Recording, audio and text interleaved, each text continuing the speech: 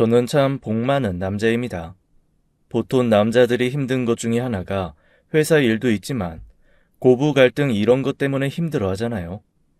즉, 자기 집안 사람들이랑 아내가 사이가 안 좋은 거, 그것 때문에 고민하고 힘들어 하는데 저는 그런 고민은 전혀 없거든요. 물론 어머니가 안 계셔서 고부 갈등은 애초에 없을 것이기도 했지만 며느리와 시아버지가 사이가 안 좋은 것도 심각하다면 심각한 일이니까요. 제 주변에도 오히려 며느리가 시아버지와 사이가 안 좋아서 고민하는 사람들이 꽤 있습니다. 시아버지는 융통성 없고 가부장적이고 며느리는 그런 게 힘들고 평생 눌려 살아온 시어머니는 누구 편도 들지 못하는데 아들만 죽어나는 거죠. 게다가 이런 시아버지가 편찮으시기라도 하면 가족 중 그 누구도 병구안을 하지 않으려 해서 점점 더 괴팍해진다고 하더라고요. 점입가경으로 상황이 안 좋아지는 거죠. 그런데 저희 아버지는 가부장적인 부분도 없고 오히려 저보다 더 개방적이고 열려있는 분이십니다. 늘 젊게 사시려고 애쓰기도 하시고 성격도 좀 깨어있다고 해야 하나 자유롭다고 해야 하나 여튼 일반적인 아버지 또래와는 좀 다른 부분이 많습니다. 아마 그런 성격이셔서 여자 없이 남자 셋만 사는 집이었지만 큰 싸움 없이 살았던 것일지도 모르겠네요. 저희 어머니가 일찍 돌아가시고 저희 아버지는 혼자서 저희 형제들 키우느라고 너무 애쓰셨습니다. 사실 친아들도 아닌 형제를 그렇게 키우기 어려우셨을 거예요. 저희 형제, 어머니가 전 남편 사이에서 낳으셨거든요. 친아빠에 대한 기억은 거의 없습니다. 남동생이 태어나고 얼마 되지 않았을 때 돌아가셨으니 제가 3살 정도 되었을 때 아버지가 돌아가셨거든요. 혼자서 저희 형제를 키우던 어머니가 아버지를 만나 사랑에 빠지고 제가 10살 남동생이 7살 때 재혼을 하셨던 거죠. 그리고 행복한 가정을 오래 누리지도 못하신 채 제가 14살 때 어머니가 돌아가셨습니다. 그때 저희 아버지 나이는 고작 26이었습니다. 지금 생각하면 한참 놀고 즐길 나이였는데 졸지에 애 둘을 키워야 하는 아빠가 되었으니 생각만 해도 짠하고 죄송한 마음을 가지고 있습니다. 그때부터 아버지는 저와 동생을 서툴지만 열심히 키우셨어요. 다행히 저희 형제 크게 엇나가지 않고 자랐습니다. 어머니가 남겨두신 재산이 솔직히 큰 역할을 했죠. 아마 돈이 없었으면 착실하게 지원받는 것도 어려웠을 거고 이만큼 배우고 자라는 것도 힘들었을 테니까요. 다행히 저는 성실하게 회사 다니는 평범한 사람이 되었고 남동생도 비교적 빨리 자리 잡아서 일찍 해외로 지사 발령이 나서 미국으로 나가 있는 상태입니다. 계속 저랑 아버지 몇 달 미국으로 와서 지내라고 하는데 여의치가 않더라고요. 저희가 이렇게 성장하고 어른이 되는 시간, 그 세월 동안 아버지 혼자 외롭게 사셨죠. 꽤 잘생긴 얼굴에 따르는 여자도 많았을 텐데 저희한테 여자 문체를 들키거나 걱정하게 한 적은 한 번도 없으십니다. 가끔 술 드시고 귀가하신 아버지에게서 여자 향수 냄새가 나거나 빨랫감에서 화장품이 묻은 것을 본 적이 있어요. 하지만 그때뿐 여자 때문에 저희 생활이 흔들리게 만드신 적은 없습니다. 오히려 항상 저희가 혹시 아버지 재혼 생각이 있으시냐? 그러면은 자식들 눈치 보지 말고 하셔라라고 할 때마다 아버지가 하시는 말씀은 늘 똑같았어요. 그저 자식 잘 키우고 살면 됐지. 이 나이 돼서 무슨 여자냐고 말이죠. 그래도 저희 아버지가 좋은 분이랑 행복했으면 좋겠다는 게 저랑 남동생이 생각이었는데 워낙 본인이 그럴 생각 없다고 하시니 더 이상 권하진 않았습니다. 제 아내가 처음에 저랑 결혼했을 때도 저랑 한 가지 딱 걱정된 게 홀 시아버지라는 거였어요. 주변에 얘기 들어봤더니 제가 정말 결혼하기 힘든 조건이더라고요. 뭐야, 홀 시아버지의 장남? 야야, 너는 어차피 마누라한테 버림받기 뻔하니까 그냥 혼자 살아라. 과장님, 홀시아버지의 장남이면 큰 그룹 하나 정도 갖고 있지 않는 한 장가가기 힘들지 않겠어요? 그 정도야? 그럼요. 아우, 정말 장가가기 힘든 조건 다 갖추셨네요. 왜? 같이 살 것도 아닌데. 그건 당연한 거고요. 어떻게 같이 살기까지 해요? 그리고 생각해보세요. 좀 그렇잖아요. 홀시어머니보다 더 힘든 게 홀시아버지라고. 전 너무 싫을 것 같은데. 그래? 아이, 그런데 내 여자친구는 별로 그런 소리 안 하던데. 아유, 결혼한다고 그러면 달라질걸요? 연애는 뭐 상관없으니까 별말 안 하겠죠. 헤어지면 끝이잖아요. 그런데 결혼은 다르죠. 주변에서는 정말 열이면 열이 다 홀 시아버지가 있는 장남은 결혼이 힘들다는 부정적인 얘기만 해주셨습니다. 그래서 연애를 4년이나 하면서도 아내한테 선뜻 결혼하자는 얘기를 하지 못했습니다. 그렇게 서로 나이만 먹고 시간만 지나고 있는데 어느 날 아내가 저한테 그러더라고요. 자기는 왜 나한테 결혼하자는 얘기를 안 해? 나랑 결혼하기 싫어? 어?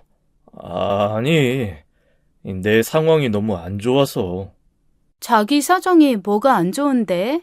아니, 장남의 홀 시아버지는 그룹 회장 아들이라도 장가가기 힘들다고 다들 그러잖아. 그거야 일반적인 보통 여자들이지. 나는 달라. 시아버지도 아버지인데 내가 그냥 다정하게 모시고 살면 되는 거 아니야? 모시고 산다고? 아니야. 우리 만약에 결혼하게 되면 분가할 거야. 아버님 혼자 오래 사셨다며 밥이나 제대로 해서 드시겠어? 나는 그런 꼴은 못 봐. 자식 키우느라 뼈가 삭을 정도로 애쓰고 사셨는데 노년에 밥도 제대로 못 얻어먹고 그거 사람 할 짓 아니야. 난 당신이 결혼하면서 그런 불효자 되는 거 싫어. 그렇게 만들고 싶지 않다고. 아내가 그렇게 얘기하는데 갑자기 눈물이 왈칵 나는 겁니다. 제가 이 여자를 놓치면 앞으로 세상에 그 어떤 복이 와도 다 차내버릴 것만 같은 그런 생각이 들었어요. 아버지한테 얘기했더니 아버지도 놀라시더라고요. 아니 대체 요즘에도 그런 애가 있냐? 내가 그렇다면 하나 해줄 수 있는 건 집 짓는 거 하나는 할 수 있겠다. 아버지, 집이라뇨? 아무리 모시고 산다, 같이 산다고 해도 한 집 한 공간에 있으면 불편하잖냐? 이 집 하나 짓되 거빌라처럼 복도 하나 두고 나란히 두 집이 있으면 밥 같은 건 같이 먹고 왔다 갔다 하기도 하고 딱 좋지 않냐? 그런 거 지어서 나란히 살자. 내가 다 팔고 정리하면 그런 집 하나는 지을 수 있을 거야. 어떻게 생각하냐, 너는? 그럼 좋죠. 아예 따로 사는 것도 아니고 한 공간에 옥닥복닥 하는 것도 아니고 저 그거는 좋을 것 같아요. 그래. 그러면 너희 결혼할 때쯤 맞춰서 집 하나 지어. 같이 살자. 내가 자식 복만 좋은 줄 알았는데 며느리 복도 좋구나. 그렇게 말씀하신 아버지는 정말로 제 결혼 무렵 단층 집을 2개 지으셨습니다. 빌라 같은 느낌인데 서로 복도를 통할 수 있는 그런 구조의 집이었어요. 안에서 보면 한 집처럼 보이기도 하지만 서로 개인적인 삶은 보장이 되는 집이었지요. 저희 결혼식도 소박했습니다. 아내는 친정 아버지가 계시지 않았고 저는 어머니가 안 계셔서 그냥 장모님과 저희 아버지가 나란히 앉아 동시 입장한 저희 부부 인사를 받으셨습니다. 친척과 친구들도 그다지 많지 않아 의도하지 않은 스몰 웨딩으로 아주 조촐하게 치러졌어요. 모든 것이 예쁘고 완벽했습니다. 딱 하나 10수년 만에 만난 고모라는 분이 살짝 술에 취해 저한테 이상한 소리를 하신 것만은 빼고요. 아버지는 처음에 고모가 식장에 찾아왔는데 표정이 썩 밝지 않으시더라고요. 마치 불청객이 온 것처럼 떨떠름하게 인사를 하셨습니다. 고모도 아버지한테 처음부터 말이 곱게 나가지 않더라고요. 제가 어렸을 때 한 번 보고서 인상 깊었던 기억이 없었으면 고모라는 것도 모르고 지나갈 뻔했습니다. 제 어렸을 때 기억은 이렇습니다. 어머니가 돌아가시기 직전 알아 누워 계시는데 고모가 저희 집에 찾아오신 적이 있어요. 그리고 저희가 안 듣는다고 생각했는지 아버지에게 마구 따지기 시작하더라고요. 그런 식으로 여자 뒤통수 치고 도망가서 기껏 한다는 게 다른 여자애 키워주고 있는 거야? 조용히 해. 애들 들어. 아니, 이 여자가 그렇게 돈이 많아? 지금 오빠 돈 때문에 이러는 거야? 그럼 애들한테 정이라도 주지 말든가. 애들은 무슨 죄야? 그게 아니라니까. 쟤네들은 진짜 내 아들이나 다름없어. 나 오빠가 진심으로 저 애들 아빠가 되고 싶어서 이런다고 생각하지 않아.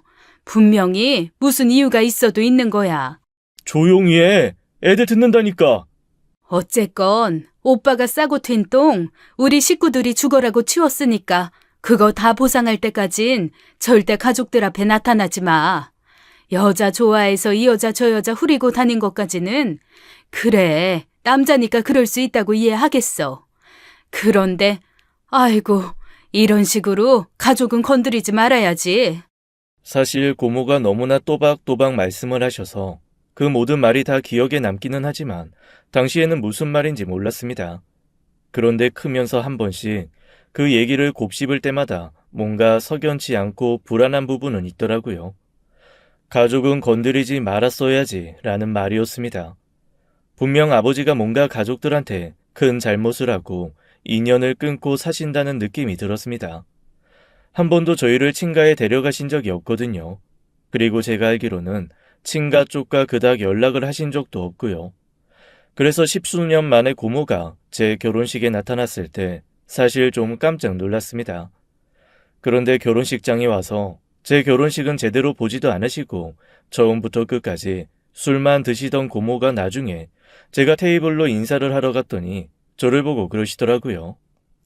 야, 네 아빠가 네 생각만큼 그렇게 착한 사람 아니야. 너 조심해. 네 엄마가 남기고 간 재산 아니었으면 진즉에 너희 떠나고도 남았을 사람이니까. 그런데 네 엄마가 머리가 좋아서 이것저것 장치를 해놓고 가가지고 그나마 너희가 버림 안 받고 사는 거야. 옆에서 아내가 의아한 얼굴로 저를 바라봤습니다. 혀도 꼬인 데다가 앞뒤 다 잘라먹고 툭툭 하고 싶은 얘기만 하니 알도리가 없지요. 아버지가 허겁지겁 달려와서 고모를 만류하며 이게 또 술에 취해 헛소리를 한다고 저희한테 신경 쓰지 말라고 하셨습니다. 그런데 사실 저 고모가 무슨 말씀하시는지 알고 있어요. 저희 어머니가 외갓집이 워낙 부자여서 재산이 좀 있으셨거든요. 게다가 저희 친아버지가 사업 수완이 좋으셨는지 역시 꽤 재산이 있는 분이었습니다. 어머니가 돌아가시기 전에 무슨 신탁 비슷한 걸로 돈을 맡겨 놓으셨는데 그 유언에 따르면 저희가 성인이 됐을 때 모든 재산이 저희한테로 오는 거였습니다. 다만 저희 아버지가 저희를 성인이 될 때까지 성실하게 키웠을 경우 배우자로서의 재산 인정 등을 통해 어느 정도 상속이 되게끔 뭔가 조치를 취해 놓으셨더라고요. 저도 자세하게는 모르겠는데 제가 20살 생일이 되던 해에 변호사분이 찾아오셔서 자초지정을 설명해 주시는 바람에 알았죠. 그제야 재산 때문에 붙어 있었다는 둥, 그렇지 않으면 진작에 떠났을 거라는 둥 하는 고모의 말이 이해가 되었습니다. 이유가 어쨌건 간에 저희 아버지 성실하게 저희 옆에 있어 주신 거니까요. 제 결혼식 때 부모님 자리에 앉아 계신 것, 함께 살 집을 지어 저희 앞으로의 삶에 같이 해주기로 하신 것, 저는 그것만으로도 충분히 아버지에게 감사하고 있습니다. 제가 엄마를 그리워하고 아버지에 대한 감사가 있는 것처럼 제 아내는 아버지에 대한 동경이 있는 사람이었습니다. 알고 보니 장인 어른이 일찍 돌아가셔서 아버지에 대한 목마름이 있는 편이었더라고요. 그래서였는지 아버지가 집을 지었다는 얘기를 듣고 아내는 너무나 행복해하고 감사해했습니다. 저와 결혼하기 전부터 아버지에게 찾아가서 따로 밥도 먹고 함께 쇼핑도 다니더라고요. 그리고 양지역 집에 들어갈 가구며 인테리어도 아내가 아버지와 논의해서 결정하고요. 남들이 소외되는 느낌에 슬프지 않냐고 했지만 저는 그저 아내가 너무 고맙기만 했습니다. 제가 해야 할 것을 아내가 다 해주고 아들인 저희가 못하는 살가운 자식 노릇을 아내가 꼼꼼히 해주고 있는 거였으니까요. 그렇게 저와 아내는 그 집으로 들어가서 살기 시작했습니다. 신혼초였지만 제 아내는 정말로 저희 아버지에게 잘하더라고요.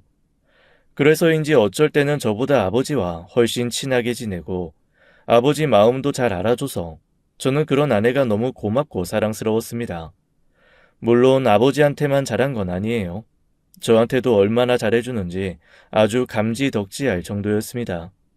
솔직히 말하면 아내 이전에 몇 번 연애를 했었는데 연애했던 그 모든 여자들을 합쳐서 곱하기 100, 곱하기 100, 곱하기 100을 해도 아내를 따라오지 못할 만큼 되게 완벽한 여자였습니다. 집안일도 깔끔하고 저를 사랑해주는 것도 엄청 적극적이었어요. 아내 없이는 살 수 없다는 생각만 가득 찼지요. 정말 마누라가 예쁘면 처갓집 말뚱에도 절을 한다더니 제가 그럴 지경이었습니다. 아내가 너무 사랑스럽고 예뻐서 아내와 관련된 모든 것이 다 좋아 보이고 예쁠 정도로 저는 아내에게 푹 빠져 있었습니다. 그런데 제가 이렇게까지 아내를 많이 사랑하니 하늘이 저를 질투한 모양이에요. 하필이면 집에서 4시간이나 가야 되는 지방으로 발령이 나버린 겁니다. 처음에는 정말 진지하게 고민을 했어요. 이거를 가야 되나 말아야 되나, 차라리 회사를 옮길까, 정말 오만 생각을 다 했는데 아내가 그러더라고요. 자기는 괜찮으니까 당분간 주말 부부로 지내자고요. 그러면서 하는 얘기가 부부간의 생활도 중요하지만 저의 개인적인 성장도 중요한데 자기는 저의 성장을 위해 충분히 기다리고 참을 수 있다는 겁니다. 말 한마디를 해도 어쩌면 이렇게 예쁘게 하는지 정말 예뻐서 죽겠더라고요. 그래서 제가 그랬습니다. 저기, 당신 말이 맞기는 한데 내가 너무 힘들어. 그러지 말고 거기에 적응할 동안 한 몇 달만이라도 내려가서 같이 사는 거 어때? 아내도 흔쾌히 승낙을 했습니다. 딱 하나 걸리는 건 이때까지 그래도 아들 며느리 옆에 두고 복작복작하게 살았던 저희 아버지였습니다. 아버지가 저희가 몇 달 동안 지방에 가서 좀 살아야겠다는 얘기를 하니까 몹시 서운한 얼굴로 그러시더라고요. 그래. 아이 그러면 이 집은 팔아 없애야겠다. 그러자 아내가 펄쩍 뛰는 거예요. 무슨 소리냐며 한 2-3달만 제가 적응하고 나면 다시 올라와서 살 거라고 말입니다. 그런데 사실 저는 그 생각은 별로 하지 않았거든요. 아내만 괜찮다면 그냥 지방으로 이사가서 살고 한 달에 1-2번 아버지 보러 올라오는 것 정도만 생각을 했습니다. 사실 아버지가 옆에 사시니까 오히려 제가 좀 불편한 것들이 생기더라고요. 비록 집이 나누어져 있기는 하지만 벽 사이로 저희 부부가 사랑을 나누는 소리가 혹 흘러 들어가지는 않을까 걱정도 되고 아내가 너무 힘든 건 아닐까 싶기도 했습니다. 보면 꼭 2집 살림을 하는 사람처럼 이 집 저 집 왔다 갔다 하면서 너무 애쓰더라고요. 그래서 이참에 그냥 진짜 신혼처럼 따로 한번 살아봐야겠다는 생각을 한 거였고요. 그런데 아내가 굳이 주말 부부를 하면서까지 아버지를 케어하겠다고 하니 한편으로는 참 내 안에 그릇이 크다라는 생각이 들었습니다. 저보다 나은 거죠. 제 아내에 대해서 조금만 더 자랑을 하자면 정말 효부, 그런 효부가 없습니다. 저희 아버지가 맨날 저한테 그러시거든요. 너는 네 평생의 복이 이 죄다 새아기한테 있다. 새아기한테 너 진짜 잘해야 한다. 귀에 못이 박힐 정도로 계속 저 말을 하실 정도로 정말 제 아내의 효부 효심은 유명합니다. 한 번은 저희 아버지가 동창에 나가셨다가 술 드시고 쓰러지신 적이 한 번 있어요. 옆에 테이블이랑 시비가 붙어서 말다툼을 하시다가 상대방이 확 밀쳐서 저희 아버지가 그냥 쓰러지셨거든요. 그때 저는 좀 멀리 있어서 제 아내가 전화를 받고 그 자리에 갔었는데 불도저처럼 달려들어서 상대방의 혼을 쏙 빼놓았던 모양입니다. 화를 자주 내는 편은 아닌데 한번 성이 나면 정말 활화선처럼 주변의 모든 것이 싹 불질러버리는 성격이기는 하거든요. 아주 상대방이 술이 홀딱 깨서 싹싹 빌 정도로 퍼붓고 쏟아붓고 펄펄 뛴 모양이더라고요. 그날 이후 저희 아버지 친구분 사이에서 제 아내의 별명은 잔다르크가 되었습니다. 아버지 친구분 하나가 그러시더라고요.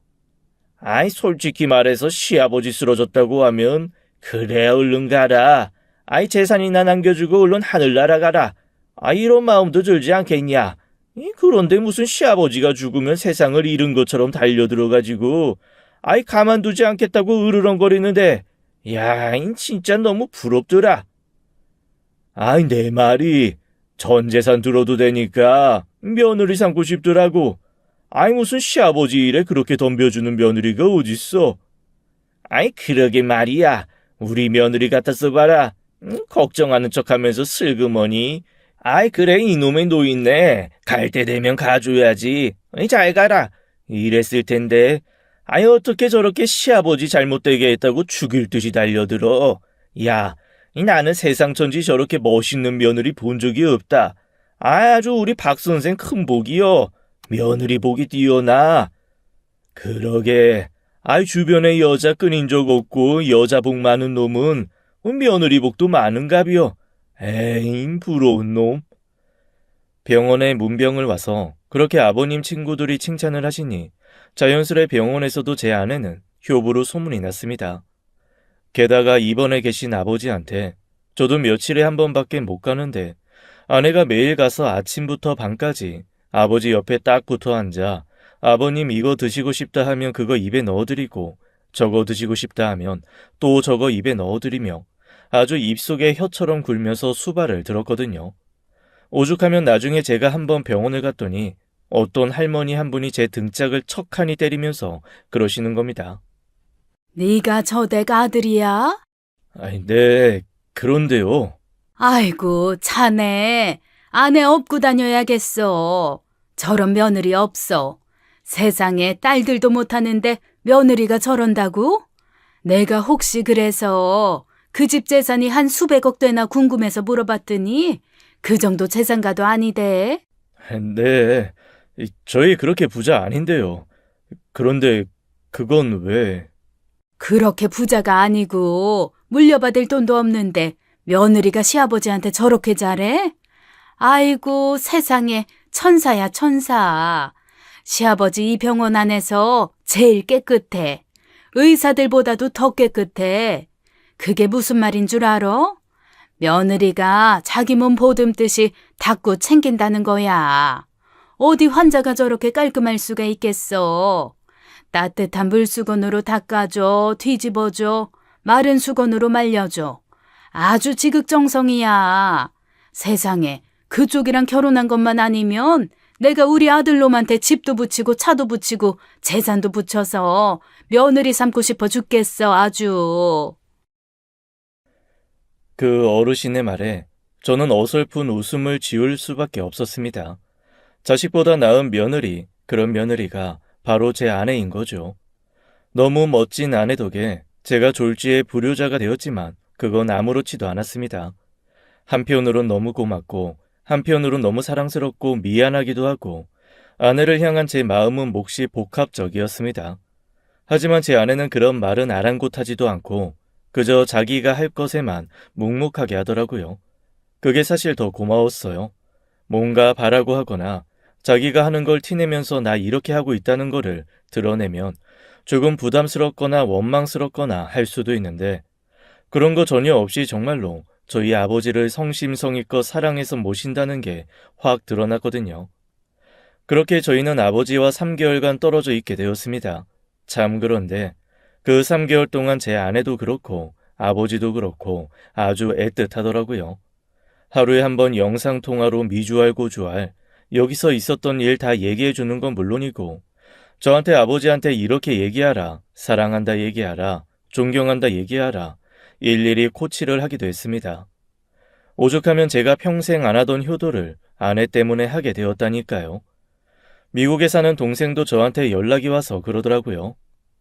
형, 나는 정말 형수가 대단한 것 같아. 아니 미국에 있는 나한테까지 그렇게 하기 쉽지 않을 텐데 오늘 아버님 상태 이러이러하니까 한번 전화해서 아버님 안부 좀 챙겨줄 수 있냐고 챙기는 거 있지. 그 다음에 아버님이 요즘에 이런 거 필요하시니까 미국에서 혹시 보내줄 수 있냐. 자기가 돈 주겠다 이렇게 얘기하고 사실 우리 같은 아들은 뭘 해드리려고 해도 몰라서 못하잖아. 아버지가 뭘 좋아하는지 뭘 필요로 하시는지 우리가 뭐 눈치나 채나. 그런데 형수가 알아서 그런 거 탁탁 챙겨주니까 나도 너무 편하고 고맙고 그래. 나도 그래. 그런데 집사람이 이런저런 전화하면 재수 씨가 안 불편해? 그것도 내가 되게 고마운 게 아내한테 얘기하는 게 아니라 나한테 얘기해서 그냥 내가 챙기게 하더라고. 아내한테 말하는 게 훨씬 편할 텐데 혹시 부담스러울까봐 나한테 직접 말씀하시는 것 같아. 아내도 형님한테 너무 고맙고 자기 너무 편하고 그렇대. 그러니까 말이야. 내가 아주 네 형수 때문에 내가 삶에 걱정이 없다. 그러게. 형네도 빨리 애가 하나 생겨야 할 텐데. 그치? 형수님이 정말 잘 키우실 텐데 그런 성격이면 사람이 너무 완벽하면 가끔 이렇게 좀 슬퍼, 응? 동생과 대화를 하면서 갑자기 씁쓸해졌습니다. 정말 완벽한 아내와 완벽한 행복. 하지만 제게 딱 하나 없는 건 바로 아이였어요. 아무리 노력을 해도 아이가 안 생기더라고요. 아내도 아이를 원했지만 그렇게 쉽게 생기지 않았습니다. 솔직히 말하면 아버지한테 조금 눈치가 보이고 죄송한 것도 없잖아 있었어요. 보통 어른들이 손주 엄청 원하시잖아요. 그런데 의외로 아버지가 그러시는 겁니다. 굳이 애 낳으려고 노력할 거 없다. 이 너희 둘이 행복하게 살면 되지 뭐. 그리고 나는 자주 보진 못하지만 어쨌건 미국에 내 손주들이 있지 않냐. 꼭 처다들한테 손주가 나오라는 법도 없고 다 내 자손이고 가족이지. 그리고 네 처가 저렇게 씩씩해 보여도 사실 체력이 약한 아이야. 저 아이가 애 낳다가 혹시 잘못되면 어떡하냐. 나는 그게 훨씬 더 걱정이다. 아직 태어나지도 않은 손주보다 지금 내 눈앞에 있는 며느리가 훨씬 소중해. 괜히 애한테 부담 줘서 몸 망가지게 애 가지려고 노력하고 그러지 마라.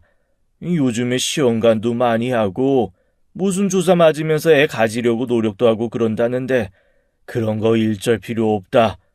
만약에 너희가 너무 아이가 간절해서 갖고 싶다 하면 노력해도 되는데 뭐 장남이니까 대를 이어야 된다 뭐 그딴 고리적 생각 때문에 애를 갖고 싶은 거면 그냥 너희 둘이 잘 살아라. 난 손주 없어도 돼. 다시 한번 말하지만 나는 내 눈앞에 있는 내 며느리가 중요하지 얼굴도 못 본 손주는 중요하지 않아. 아버지가 그 얘기를 하시는데 갑자기 아내가 펑펑 울면서 아버지 품에 안겨 울더라고요. 뭔가 가운데서 제가 좀 뻘쭘하긴 했지만 저도 아버지가 해주신 그 말에 사실 좀 감동받았거든요. 그리고 그 순간 아내가 그동안 은근히 엄청 스트레스를 받았다는 걸 깨닫고 그 마음을 살펴주지 못한 게 너무 미안했습니다. 제가 아내한테 나중에 그랬어요. 마음 살펴주지 못해 미안해. 나는 네가 그렇게 아이 때문에 스트레스 받고 있다는 사실 미처 몰랐어. 그랬더니 아내가 그러더라고요. 아이가 있으면 좋긴 하지만 생기지 않는다는 것 자체가 좀 스트레스였던 것도 사실이거든. 그런데 아버님이 저렇게 말씀해 주시니까 내 마음이 얼마나 편한지 몰라. 아버님한테 나 정말 더 잘해야겠다. 그리고 아내는 정말 그날부터 아버지에게 더 잘하기 시작했습니다. 저와 3개월간 지방에 내려가 있는 동안에도 시장에서 뭔가 좋은 것만 보면 저거 아버지가 좋아하신다며 사가지고 택배로 보내기도 하고 주말에 올라가서는 아버님한테 맛있는 것도 해드렸습니다. 피곤하다며 힘들어하는 저를 집에 두고 아버지와 함께 나가서 영화도 보고 미술관도 다녀오고 그렇게 시간을 보내더라고요. 저야 뭐 천사 같은 아내의 배려에 내내 감사하며 살 뿐이었죠. 그리고 아내는 정말로 3개월이 지나자 얄짤없이 원래 살던 집으로 올라가겠다고 했습니다. 저는 지금처럼 한 달에 한두 번 아버님 뵙는 것도 괜찮지 않냐라고 했는데 아내가 한 말을 듣고 사실 좀 창피했어요. 자식 새끼라는 것도 이 정도밖에 생각을 못하는데 며느리가 이런 생각을 한다는 게 좀 놀라웠거든요. 아내가 그러더라고요. 당신이랑 나랑은 앞으로 10수년은 같이 살 수 있는 사람이야. 그런데 아버님은 자식이랑 살 수 있는 날이 얼마 남지 않으신 거잖아. 길어봐야 10년이야. 게다가 아버님 전체 인생에서 당신을 위해 당신이 행복하게 사실 시간이 얼마나 되겠어. 이때까지 여보야랑 서방님 키우면서 한 번도 본인을 위해 사신 적 없다며 그나마 아들 며느리랑 살겠다고 전 재산 털어서 집까지 지으셨는데 그 행복마저 뺏는 게 자식이 할 일이야? 앞으로 길어봐야 10년인데 나는 그 10년 아버님이 자기 인생 허무하지 않게 옆에서 잘 돌봐드리고 싶어. 당신도 그렇게 생각해줬으면 좋겠어. 저 그날 정말 아내 앞에서 무릎 꿇을 뻔했습니다. 그리고 천지신명이 있다면 이 사람이 원하는 건 다 들어주셨으면 좋겠다는 소원을 빌 정도였어요. 아니, 이런 여자가 어디 있습니까? 이런 말을 하는 것 자체, 이런 마음을 먹고 이런 행동을 한다는 거, 그것만으로도 정말 놀라운 일이지 않습니까? 제가 오죽하면 아내와 떨어져 살기로 했다는 얘기를 동료들한테 했을 때 동료들이 그랬거든요. 아니, 보통 시댁이랑 멀어지는 것 때문에 지방에 발령받는 거 좋아한다는데 그 집안에 진짜 특이하네. 그래서 제가 아내가 이런 말을 하더라 라면서 아내가 한 말을 전달해 줬더니 세상에 개 중에는 눈물 짓는 동료도 있었다니까요. 얼마 전에 돌아가신 부모님 생각이 난다며 자기 아내가 아마 부모님 생전에 그렇게 생각해서 부모님한테 잘했으면 자기는 아내가 콩으로 팥죽을 만들고 팥으로 메주를 쓴다고 해도 믿었을 거라더라고요. 그러면서 제가 세상에 그런 아내 없다고 저한테 너무 부럽다는 겁니다. 그렇게 동료들 앞에서 어깨까지 으쓱하고 났더니 더 이상 아내의 행동을 막을 수가 없더라고요. 결국 아내는 정말 지방 생활 3개월 만에 다시 서울로 올라갔습니다. 그리고 그날부터 하루하루 저는 외롭고 쓸쓸해졌지만 저희 아버지는 너무 행복해 하셨어요. 제가 전화할 때마다 아버지 목소리가 막 피어나는 게 느껴졌다니까요. 꼭 10살, 20살 회춘하는 것 같은 그런 목소리였습니다. 그렇게 저희는 주말 부부 생활을 시작했어요. 그런데 주말 부부 1년 차, 2년 차쯤 되었을 때 뭔가 이상한 느낌이 들기 시작했습니다. 어쩐지 아내가 제가 가도 좀 시큰둥한 것 같고 뭔가 저한테 비밀이 생긴 것도 같고 여튼 조금 마음이 이상해졌어요. 아내한테 뭔가 물어봐도 회피하면서 대답을 안 하더라고요. 당신 혹시 무슨 일 있어? 나한테 좀 예전 같지 않은 것 같아. 예전 같지 않긴 뭐가 예전 같지 않아. 그냥 나도 나이 들고 힘들어서 그런가 보지. 나도 뭐 언제까지 애교 부리고 예쁜 짓 하고 그러겠어? 나도 요즘엔 좀 피곤해. 아니, 그게 아니라 좀 너무 쌀쌀맞은 것 같고 뭔가 좀 하여간 당신 좀 변했어. 아우, 진짜. 그런 얘기 좀 하지 마. 변하긴 뭘 변해? 똑같아. 당신 마음이 변해서 그렇게 보이는 거 아니야? 정말 왜 이래? 피곤하게. 저는 사실 이 말을 듣고 너무나 큰 충격을 받았습니다. 아내는 그 어떤 일이 있어도 저한테 피곤하니까 말 걸지 말라는 말이나 너 때문에 피곤하다는 얘기를 해본 적이 없습니다. 그런데 정말 아무것도 안 하고 주말마다 올라오는 것밖에 안 하는데 저한테 피곤하다고 하는 거예요. 그러니 제가 얼마나 충격을 받았겠어요. 사실 아내랑 연애할 때부터 저희에게는 나름의 금기어가 있습니다. 바로 피곤하다는 말이랑 귀찮다는 말입니다. 둘 다 이 말을 들으면 상대가 나를 사랑하지 않는다고 생각하는 사람들이라 어떤 일이 있어도 이 두 단어는 쓰지 말자는 게 저희 부부의 암묵적인 약속이었거든요. 그런데 아내가 저한테 너무나 아무렇지도 않게 피곤하다고 한 거죠. 그래서 제가 아내한테 물었습니다. 지금 피곤하다고 한 거야? 그랬더니 아내가 한숨을 푹 쉬면서 그러더라고요. 언젠가부터 자꾸만 당신이 나한테 좀 질척거리는 것 같아. 그래서 좀 피곤해. 내가 질척거린다고? 아니, 부부 사이에 서로 관심을 갖고 대화를 하는 거지. 그걸 어떻게 질척거린다고 표현해? 몰라. 그냥 맨날 똑같은 일 가지고 질척거리는 것 같아. 아기 같다고. 좀 어른스러워질 수 없어? 내가 얘기했잖아. 난 어른스러운 남자가 좋다고. 근데 당신 요즘에 보면 꼭 엄마 찾는 7살 아기 같단 말이야. 내가 당신 엄마도 아니고 자꾸만 언제까지나 이렇게 엄마 노릇 해줘야 될지 모르겠어. 야, 변한 건 내가 아니라 너다. 언제는 내가 철없는 게 아들 같고 좋다고 하더니. 그것도 내가 젊었을 때 얘기지.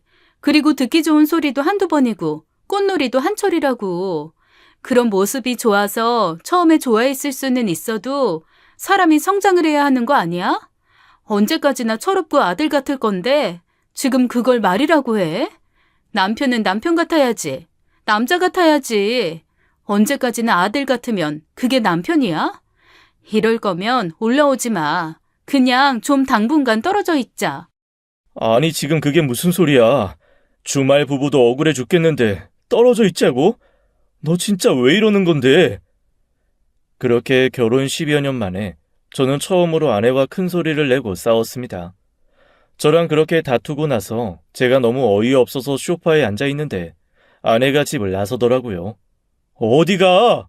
나 너무 답답해서 아버님한테 속풀이하러 간다, 왜? 그렇게 아내는 저희 아버지한테 제 험담을 하러 가버리고 저는 뭔가 외롭고 쓸쓸한 마음을 가지고 소파에 앉았습니다. 그런데 한편으로는 아내가 좀 불쌍하더라고요. 친정도 아니고 친군도 아니고 남편이랑 싸웠는데 시아버지한테 가서 위로받아야 하는 며느리라니 말입니다. 얼마나 만나는 사람이 적으면 고작 싸우고 갈 곳이 옆집인 시댁인가 싶은 생각에 좀 안쓰럽고 짠한 마음도 들었습니다. 하지만 밤이 늦도록 아내가 오지 않고 저는 그런 아내를 기다리다 잠이 들고 말았습니다. 그렇게 주말이 흘러가 버렸죠. 주말 저녁에 제가 다시 지방으로 내려갈 준비를 하는데도 아내는 저한테 서먹서먹하게 굴더라고요. 뭔가 마음이 안 풀린 듯 했죠. 그래도 저는 이런 식으로 내려가는 건 아닌 것 같아서 아내를 안고 사과하며 스킨십을 시도했습니다. 아내가 자꾸만 밀어내고 거부했지만 그래도 어떡하든 서로 마음을 풀고 가는 게 맞다고 생각을 했거든요. 그렇게 아내와 얼마 만인지도 모를 사랑을 나누고 지방으로 내려가는데 뭔가 마음 한켠이 씁쓸했습니다. 저를 대하는 아내의 태도가 몹시 의무적인 것 같기도 하고 어쩐지 좋아하는 것 같지도 않았거든요. 뭔가 저한테 억지로 맞춰준 것 같다는 생각이 들면서 괜히 쓸쓸한 마음이 들었습니다. 그러면서 마음 한구석에 이상한 생각이 들더라고요. 혹시 이 사람이 다른 사람을 만나고 있는 게 아닌가라는 생각이었습니다. 그 생각은 제가 회사 일을 하는 내내 변하지 않았습니다. 항상 웃고 있는 제가 뭔가 침울해져 있으니 회사 사람들도 기색이 이상했는지 저한테 물어보더라고요. 무슨 걱정 있냐고, 혹시 고민이 있냐고 말입니다. 그런데 평소에 제가 얼마나 아내에 대한 칭찬을 많이 했습니까? 도저히 아내가 의심된다는 말을 못하겠는 겁니다. 그런데 그 중에 눈치 빠른 여자 부장님이 슬그머니 저를 부르시더니 저한테 이렇게 물어보시더라고요. 왜? 아내랑 뭐가 안 좋아? 분명 아내 때문에 그렇게 침울한 거지? 네? 아니, 그게...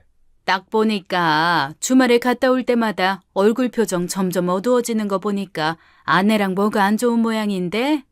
뭔데? 여자 마음은 내가 또 잘 말해줄 수 있지. 말해봐. 그게 사실은... 좀 창피하기도 하고 아닐 것 같기는 한데요. 제가 한숨을 푹 쉬면서 자초지정을 말했습니다. 그러자 그 부장님이 더 걱정되게 이렇게 말씀하시는 거예요. 뭔가 다른 생각을 하고 있는 것 같은데? 어쨌거나 나는 여자 입장이잖아.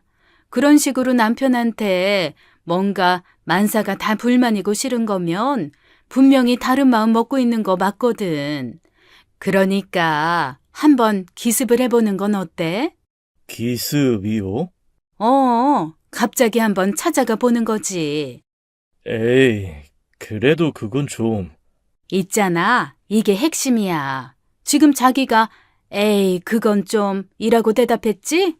사실 부부끼리 내외할 게 뭐 있어? 언제든 찾아갈 수 있는 거잖아. 언제 가든 편하게 만날 수 있는 그런 사이인데 그 자체를 망설이면서 급습이요? 그건 좀 한다는 건 당신도 당신 마음에 뭔가 의심이 있고 상상하던 게 벌어질까 봐 걱정된다는 거 아니겠어? 혹시나 상대방이 뭔가 들켰다고 싫어하지 않을까, 나한테 안 좋은 일이 생기지 않을까, 그런 생각 말이야. 그 순간 제 머릿속에 쿵 아주 무거운 뭔가가 떨어져 온몸이 울리는 것 같았습니다. 제가 망설였던 이유가 정말로 아내가 다른 남자와 바람을 필지도 모른다는 생각 때문이었다는 게 확연히 저 스스로에게 느껴진 거거든요. 제 마음의 의심을 없애려면 정말로 차라리 몰래 가서 아내를 한번 살펴보는 게 빠르겠다는 생각이 들더라고요. 그래서 바로 그 다음날 아내에게 말하지 않고 휴가를 냈습니다. 그리고 곧장 집으로 올라갔죠. 그렇게 하루 종일 저는 아내의 뒤를 밟았습니다. 그리고 그날 저녁 저는 지방으로 내려가는 기차역에서 한참을 울었습니다. 아내에게 너무 미안해서요. 제가 쓰레기였더라고요. 아내를 의심한 저 같은 놈은 누군가에게 쥐어 터져도 할 수 없다는 생각이 들 정도로 제 아내한테 너무 미안했습니다. 제 아내의 하루는 처음부터 끝까지 저희 아버지와 가정을 위한 걸로 꽉 차 있었어요. 아침 일찍 아버지를 모시고 근처 공원을 다녀오더라고요. 한참을 아버지와 딸처럼 도란도란 산책하며 이 얘기 저 얘기 하는데 저는 저희 아버지가 그렇게 웃을 수 있는 분이라는 걸 처음 알았어요. 그리고 오히려 몇 년 전보다 훨씬 건강하고 남자다운 모습으로 저보다도 더 강인한 모습으로 걸어 다니셨습니다. 저런 모습으로 아버지를 만드는 데에는 제 아내의 공이 컸겠지요. 그렇게 팔짱을 끼고 다정하게 산책을 마치고 온 두 사람은 아내가 집에서 한 밥으로 맛있게 식사를 했습니다. 그리고 아버지가 환한 거실에서 신문을 보시는데 아내가 다가와서 아버지 어깨를 주무르고 손발톱을 깎아드리고 아버지 염색을 해드리더라고요. 염색을 마친 아버지가 어찌나 젊어 보이시는지 저랑 동갑이라고 해도 믿을 만큼 젊은 모습으로 바뀌셨습니다. 조금 뒤에 아버지가 방으로 들어가시고 아내는 뭔가 집안일을 하는 듯 했습니다. 그리고는 커튼을 치더라고요. 아마 우리 집으로 간 거겠죠. 그렇게 몇 시간이 지난 후 저녁 때가 되니 다시 커튼이 열리고 아버지와 아내가 또 다정하게 앉아서 저녁을 먹기 시작했습니다. 그렇게 하루 종일 제 아내는 저희 아버지 옆에서 딸보다도 살뜰하게 아내보다도 다정하게 아버지를 돌보고 있었죠. 그 모습을 보는데 혹시 남자가 생긴 게 아닌가 의심했던 제 자신이 너무 쓰레기 같은 거예요. 제가 없는 동안 두 아들을 합친 거 곱하기 100보다도 훨씬 더 많이 저희 아버지를 돌보고 있는 제 아내를 보며 엎드려 절하고 싶은 심정이었습니다. 그렇게 이틀의 휴가가 무색하게 하루 만에 내려와서 다음날 부장님께 말씀을 드렸어요. 아내를 하루 종일 뒤쫓다가 저 완전히 제 스스로한테 실망했어요. 왜? 정말 저희 아버지 곁에서 한시도 떨어지지 않고 아버지를 돌보더라고요. 저희 아버지 엄청 젊어지셨어요. 회춘하신 것 같아요. 다 제 아내 덕이에요. 그 누구도 70 다 된 노인네라고 생각 안 하겠더라고요. 정말 좋은 여잔가 보네. 괜히 내가 괜한 소리 해가지고 마음 불편하게 했나 보다. 아니에요. 저도 사실 부장님이랑 똑같은 생각했거든요. 제 마음속에서 그냥 믿고 싶지 않았을 뿐이죠. 그런데 그래도 눈으로 보고 깨닫고 나니까 좀 속이 시원하네요. 그래, 그렇게 속 시원하면 된 거지 뭐. 아, 어쩌면 갱년기가 좀 일찍 올 수도 있겠다. 여자들 갱년기 오면 힘들거든. 감정 변화도 강해지고. 아, 그럴 수도 있겠네요. 여튼 제가 더 잘해야겠어요. 아내를 의심한다는 게 너무 미안해서 저는 며칠 뒤에 있을 나름 기념일에 아내를 위한 서프라이즈를 하기로 했습니다. 저희 아내가 결혼 기념일보다 더 의미 있게 생각하는 날 중에 하나가 저희가 처음 만난 날이거든요. 물론 몇 년 전부터 처음 만난 날도 결혼 기념일도 그냥 은근슬쩍 넘어가기는 했지만 이번만큼은 처음 만난 날을 꼭 챙겨주고 싶었습니다. 그래서 그날 휴가를 내고 아내를 향한 서프라이즈를 하기로 했어요. 먼저 아내가 좋아하는 꽃다발을 집 앞에 배달을 시키고 아내가 그 꽃다발을 가지러 나왔을 때 제가 선물과 함께 짜잔 나타나려는 게 제 계획이었습니다.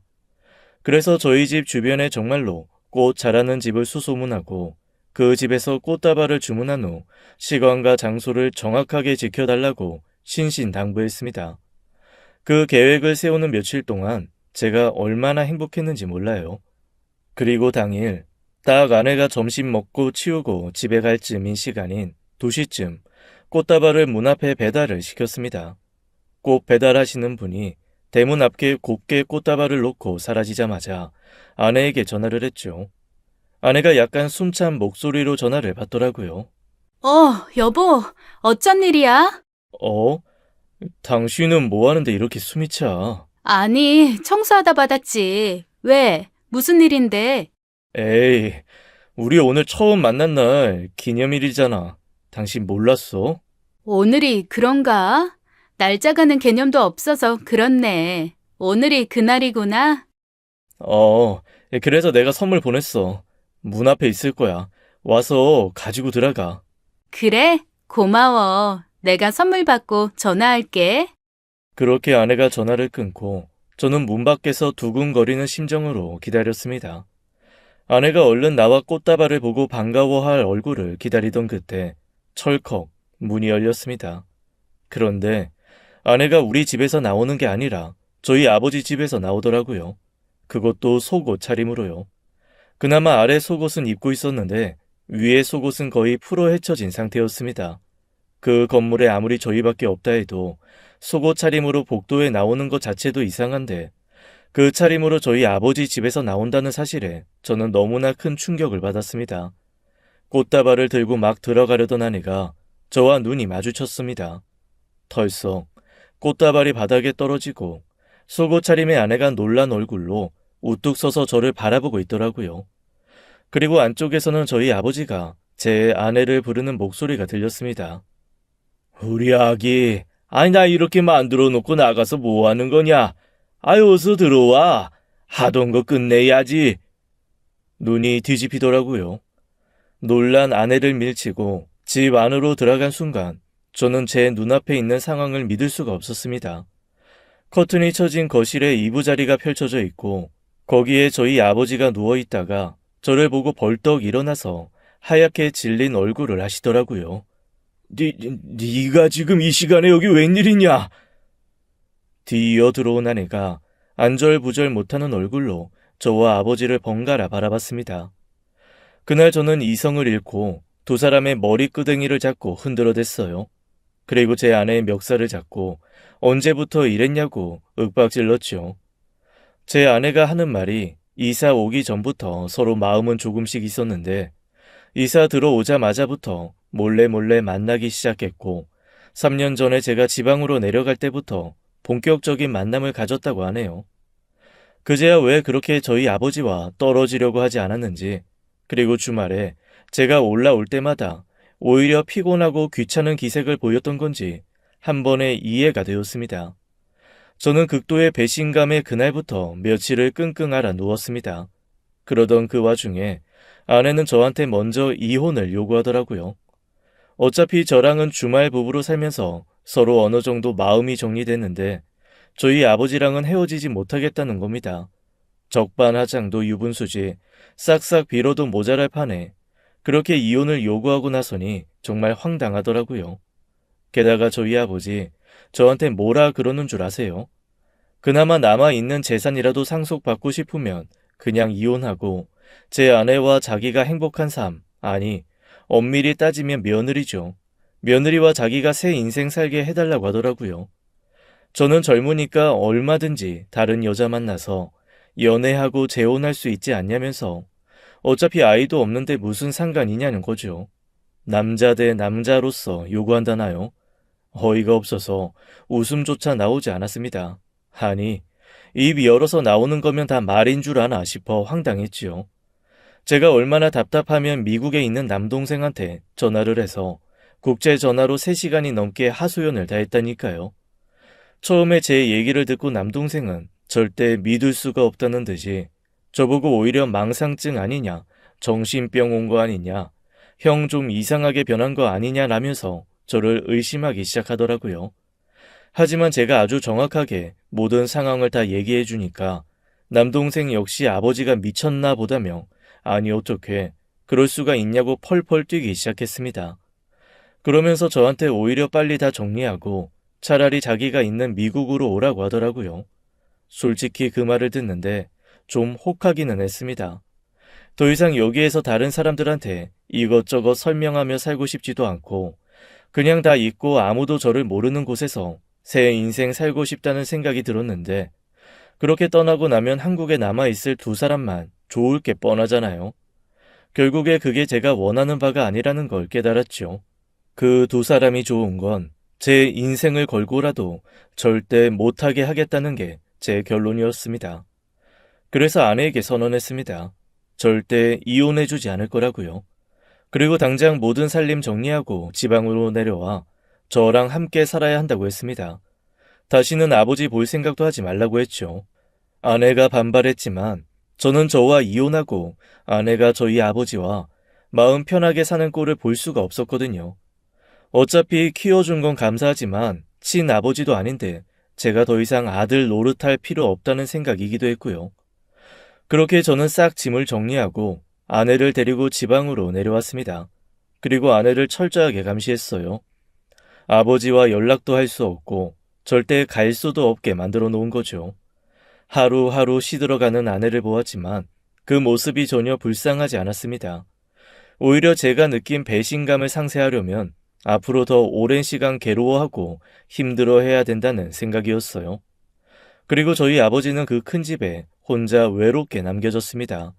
미국에 있는 동생도 아버지와 연락을 끊어버렸죠. 이후에 고모가 저한테 연락을 한번 하셨습니다. 그때서야 비로소 아버지가 저희 엄마와 결혼 전에 어떤 짓을 하고 다닌 사람이었는지 자세하게 들을 수가 있었어요. 아주 젊은 시절부터 나이 막론하고 유부녀를 꼬셔 돈 뜯어내는 제비 중에 상제비였다고 하더라고요. 그러면서 고모가 말씀하시길 저희 엄마와 같이 살기 전에 정말 마을에서 큰 분란을 일으키고 사라져 할머니와 할아버지가 죽는 날까지 그 죗값 대신 치르면서 고생하셨다고 했습니다. 그 자식이 왜 너희 엄마한테는 그렇게 오래 붙어 있었는지 모르겠는데 아마 재산 때문이었을 거야. 너희 엄마가 생각보다 호락호락하지 않아서 재산 홀랑 먹고 도망가기 전에 다 뭔가 장치를 해놓은 거지. 결국 이렇게 또 사다를 내는구나. 아이고. 고모는 그러면서 제게 고름찬 상처는 빨리 째서 쭉 짜버리는 게 오히려 속 시원하다며 그냥 잊으라 하시더라고요. 하지만 제 마음이 허락지 않으면 지금처럼 이혼하지 말고 살아도 상관은 없지만 그게 정말 저를 위한 것인지 생각해보라는 말도 했습니다. 가끔 저희 키우면서 애썼던 아버지의 모습이 떠올라 마음이 흔들리기는 하지만 그때마다 홀딱 벗고 제 앞에 있었던 두 사람이 겹쳐져서 제 마음의 분노가 가라앉지 않습니다. 끝까지 저는 제 아내를 놓아주지 않을 거예요. 절대 제 아버지에게 가게 둘 수가 없거든요. 만약 아버지가 돌아가시면 그때는 가차없이 이혼을 하려 합니다. 그때를 대비해서 지금 이혼의 귀책 사유를 하나하나 모아두는 중입니다. 재산도 조금씩 정리해서 미국에 있는 동생에게 보내고 있고요. 조만간 아버지가 돌아가시면 제 아내는 제대로 된 재산도 없이 이혼당하게 될 거예요. 그 날말을 기다리며 삽니다. 그때가 오면 저도 좀 행복해질 수 있을까요?